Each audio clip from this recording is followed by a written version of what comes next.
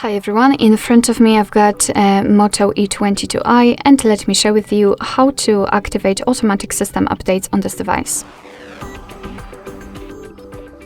So let's start with opening the settings and then scroll down to the very bottom to find About Phone.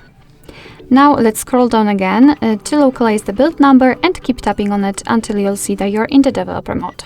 If you want to learn more about the developer options, I highly recommend to check our tutorial about it. So after activating, we have to go back to the general settings and enter the system, which is right above the About Phone. Now let's tap on the developer options, and here simply scroll down just a little bit to find this automatic system updates. All we have to do is to tap on the switcher, and from now on this option is active, which means that your device is allowed to apply the updates whenever it will be restarted. So you do not have to really manually update your device. However, remember about restarting it from time to time so it will have a chance to actually download the updates. Of course, you can turn it off the same way.